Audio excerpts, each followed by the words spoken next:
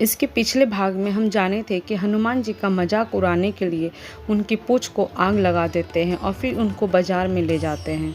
हनुमान जी को बहुत अधिक क्रोध आता है और फिर सबको सबक सिखाने के लिए राक्षसों पर हमला करने लगते हैं। आइए अब आगे बढ़ते हैं। राक्षसों की भीड़ भयभीत होकर भाग गई। अब हनुमान जी के समस्त मनोरथ पूर्ण होने जा रहे थे। वे विचार करने लगे कि मैंने अशोक वाटिका को नष्ट कर दिया, बड़े बड़े राक्षसों को भी मैंने वध कर डाला और रावण की काफ़ी बड़ी सेना का संहार भी कर दिया है, तो फिर लंका के इस दुर्ग को भी क्यों न ध्वस्त ही कर दूं। ऐसा करने से समुद्र लंघन का मेरा परिश्रम पूर्णतः सफल हो जाएगा। मेरी पूंछ में जो ये अग्निदेव देदीप्यमान हो रहे हैं, इन्हें इन श्रेष्ठ ग्रहों की आहूत देकर तृप्त करना ही न्यायसंगत होगा। ऐसा सोचकर परिणाम स्वरूप वे जलती हुई पूंछ के साथ लंका की ऊंची ऊंची अट्टालिकाओं पर चढ़ गए और विचरण करने लगे। घूमते घूमते वायु के समान बलवान और महान वेगशाली हनुमान उछलकर प्रहस्त के महल पर जा पहुँचे और उसमें आग लगाकर महापार्श्व के घर पर कूद गए तथा उसमें भी कालाग्नि की उज्ज्वला को फैला दिया। तत्पश्चात महातेजस्वी महाकपि हनुमान ने क्रमशः वज्रदंष्ट्र, शुक, सारन, मेघनाद, जम्बूवाली, सुमाली, शोणिताक्ष, कुंभकर्ण, नरांतक, यज्ञशत्रु, ब्रह्मशत्रु आदि प्रमुख राक्षसों के भवनों को अग्नि के भेंट चढ़ा दिया। इनसे निवृत्त होकर वे स्वयं रावण के प्रासाद पर कूद पड़े। उसके प्रमुख भवन को जलाने के पश्चात वे बड़े उच्च स्वर से गर्जना करने लगते हैं। उसी समय प्रलयंकर आंधी चल पड़ता है, जिसने आग की लपटों को दूर दूर तक फैला कर भवनों के अर्ध जले भागों को भी जला डाला।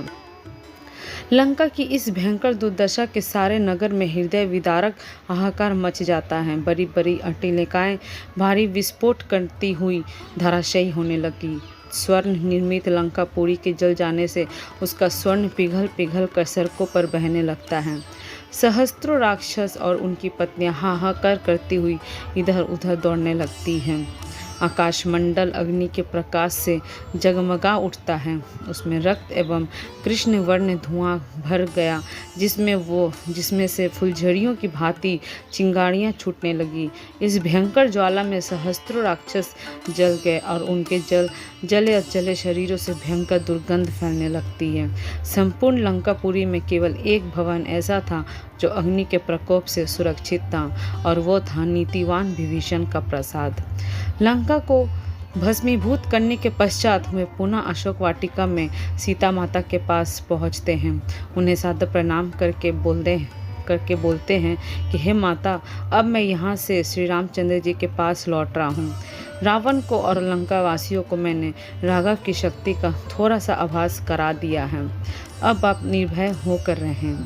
अब शीघ्र ही रामचंद्र जी वानर सेना के साथ लंका पर आक्रमण करेंगे और रावण को मारकर आपको अपने साथ ले जाएंगे। अब मुझे आज्ञा दें ताकि मैं लौटकर आपका शुभ संदेश श्री रामचंद्र जी को सुनाऊं, जिससे वे आपको छुड़ाने की व्यवस्था कर सकें।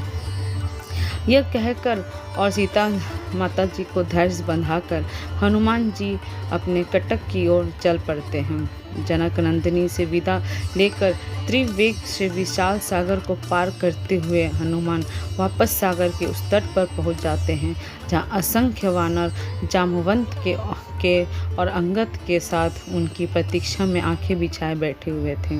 अपने साथियों को देखकर हनुमान ने आकाश में ही भयंकर गर्जना की, जिसे सुनकर जामवंत ने प्रसन्नतापूर्वक कहा, मित्रों, हनुमान की इस गर्जना से प्रतीत होता है कि वे अपने उद्देश्य में सफल होकर लौटे हैं, इसलिए हमें खड़े होकर हर्ष ध्वनि के साथ उनका स्वागत करना चाहिए।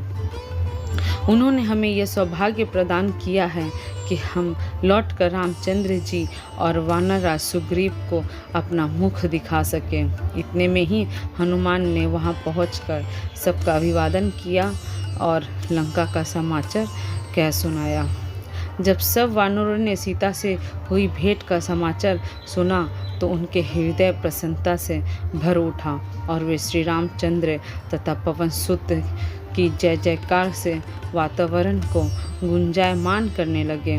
इसके पश्चात वे लोग हनुमान को आगे करके सुग्रीव के निवास स्थान प्रस्त्रवन पर्वत की ओर चल पड़ते हैं। मार्ग में वे मधुवन नामक वाटिका में भी पहुंचते हैं, जिसकी रक्षा का भार सुग्रीव के मामा दधिमुख पर था। इस वाटिका के फल अत्यंत स्वादिष्ट थे और उनका उपयोग केवल राज परिवार के लिए सीमित था।